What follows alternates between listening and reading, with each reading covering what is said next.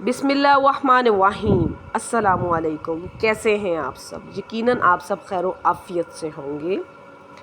جی، آج میں آپ کے ساتھ جو ٹاپک تعمیر حیات بک سے ڈسکس کرنے والی ہوں وہ ہے بڑھائی کا راز، کہ جب انسان کو اللہ رب العزت عزت اور قدر سے نوازتا ہے تو انسان کو جو ہے وہ اپنا جو رد عمل ہے وہ کس طرح رکھنا چاہیے، اپنا جو عمل ہے وہ کس طرح معاشرے کے ساتھ، اپنے خاندان کے ساتھ، اپنے پیاروں کے ساتھ رکھنا چاہیے۔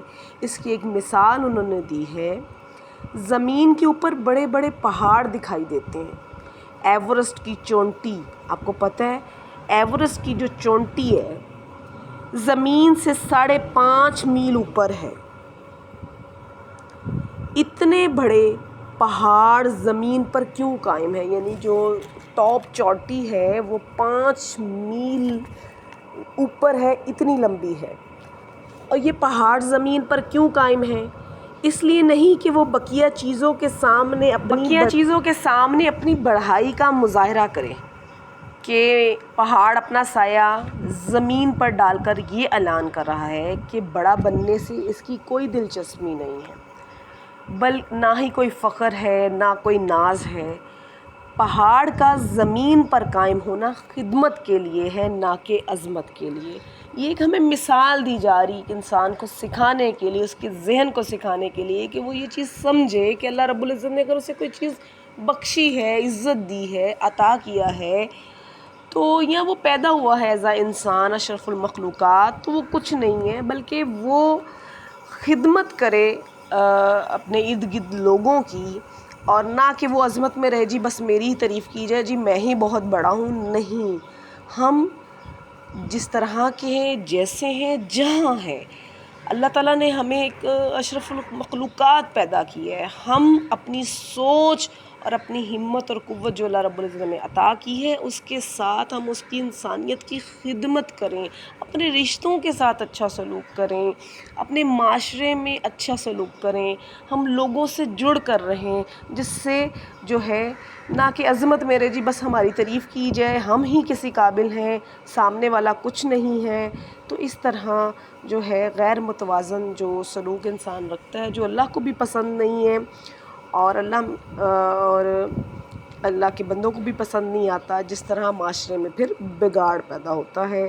تو لہٰذا ہمیں اپنے ذہن کو، اپنے دل کو یہ بات سمجھانی چاہیے کہ اگر ایک پہاڑ ہے اس کو اللہ نے اتنی عزت بخشی ہے تو وہ پہاڑ جو ہے وہ اپنے آپ کو یہ نہیں کہتا جی میں تو بہت فخر میں آ گیا ہوں، بلکہ وہ انسان کی خدمت کے لیے ہے۔ زمین کے 2/3 حصے میں گہرے سمندروں کی بنا پر یہ اندیشہ تھا کہ زمین اپنا جو توازن کھو دے گی۔ آپ کو پتہ ہے کہ جو زمین پر پانی ہے وہ زیادہ ہے، 2/3 ہے، اور 1 حصہ خشکی کا ہے۔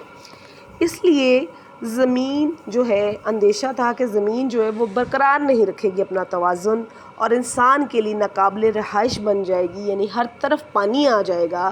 چنانچہ زمین کی خشکی والے حصوں میں پہاڑ ابھر آئے تاکہ نشیب و فراز کے دونوں طرف عمل سے زمین کے توازن کو برقرار رکھیں۔ یہ دنیا کے لیے فطرت کا ایک مقرر اصول ہے۔ یہاں بہت سی چیزیں ہیں، ان میں سے ہر ایک کو فطرت کی طرف سے کوئی امتیازی خصوصیت دی گئی ہے، ہر چیزوں کو دی گئی ہے، اسی طرح انسانوں کو بھی دی گئی ہے، مگر یہ امتیازی خصوصیت اس لیے نہیں ہے کہ ایک چیز اپنے آپ کو دوسری چیز سے بڑا سمجھے، ایک چیز دوسری چیز کے اوپر فخر کرے، بلکہ اس کا مقصد یہ ہے کہ ہر ایک اپنی خدمت کے شعبے میں زیادہ سے زیادہ اپنا حصہ ادا کرے۔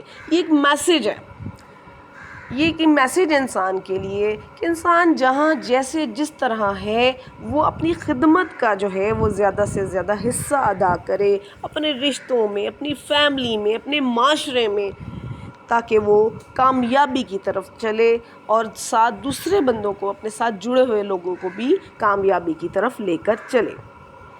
یہی مزاج انسانوں کو بھی اپنے اندر کرنا ہے۔ انسان کے ساتھ بھی یہی معاملہ کیا گیا ہے کہ مختلف انسانوں کو مختلف امتیازی صفتیں دی گئی ہیں، یہ امتیازی صفتیں صرف امتیازی کارکردگی کے لیے ہیں، یعنی کہ آپ کو صفت دی گئی ہے، آپ ڈاکٹر ہیں، انجینئر ہیں، ٹیچر ہیں، ماں ہیں، باپ ہیں، کسی بھی رشتے میں کچھ بھی ہیں، آپ کو یہ جو کوالٹی دی گئی ہے اس کا مقصد یہ ہے، یہ صرف اور صرف خدمت کے لیے ہے، نہ کہ عظمت کے لیے۔ جی، متوازن انسانی ترقی کے لیے ضروری ہے، اور آدمی اپنے آپ کو جاننے کے ساتھ ساتھ دوسروں کو بھی جانے اور اس کا اعتراف کرے۔ کائنات پوری کی پوری انسان کے لیے سبق ہے۔ یہ سبق ایک وسیع خدائی کتاب ہے جس کے ہر صفحے پر انسان کے لیے ایک اہم پیغام لکھا ہوا ہے، جس کے ہر ذرہ اور ہر پتے پر نصیحت کے کلمات درج ہیں۔ تاہم یہ سب کے سب خاموش ہیں، ان کی کوئی زبان نہیں ہے۔ اس کی کائنات کی پوری جو ہے، پوری کائنات، دن کا رات ہونا، رات کا دن ہونا، سورج کا نکلنا، چاند کا نکلنا، یہ سب ہمیں ایک میسج دے رہے ہیں، سب کے سب خاموش زبان میں ہیں۔ انسان اگر اس کائناتی کتاب کو پڑھ سکے تو وہ ان میں وہ سب کچھ پالے گا جس کے ذریعے وہ موجودہ دنیا میں اپنی زندگی کی اعلیٰ تعمیر کر سکے گا۔ رات کے بعد صبح کا آنا آدمی کو یہ پیغام دے رہا ہے کہ اس دنیا میں ہر ناخوشگوار صورتحال کے بعد اپنے آپ کو ایک نئی خوشگوار صورتحال آ رہی ہے۔ یعنی اگر ایک ناخوشگوار صورتحال آپ کے ساتھ ہے تو یقیناً اس کے بعد ایک نئی خوشگوار صورتحال بھی ہوگی، یعنی اگر رات ہے تو رات کے بعد دن بھی ہوگا۔ سورج یہ پیغام دے رہا ہے کہ اگر تم لوگوں کے درمیان محبوب بننا چاہتے ہو، بہت دل عزیز بننا چاہتے ہو، تو لوگوں کے درمیان نفع بخش بن کر زندگی گزارو، انہیں فائدہ دو، انہیں خدمت کرو ان کی۔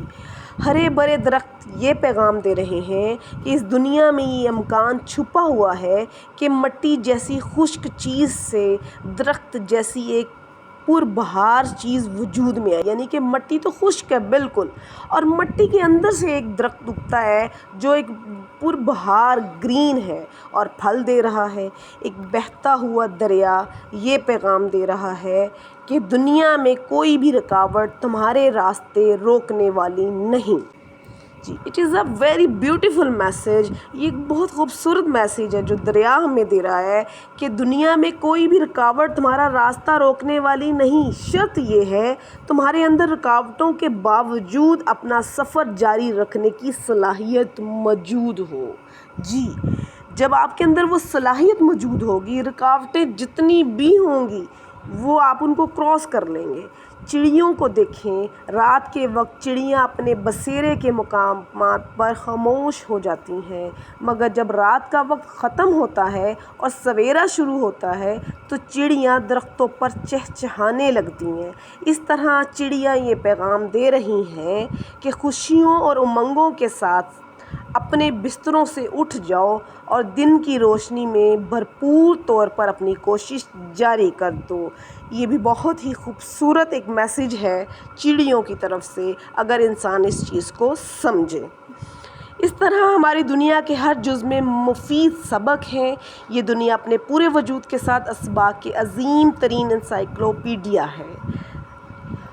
اس میں سب کچھ لکھا ہوا موجود ہے جو آدمی کو اپنی زندگی کی تعمیر کے لیے درکار ہے۔ آئی ہوپ سو یہ ویڈیو آپ کو اچھی لگی ہوگی۔ نیکسٹ نئی ویڈیو میں ملتے ہیں۔ اللہ حافظ۔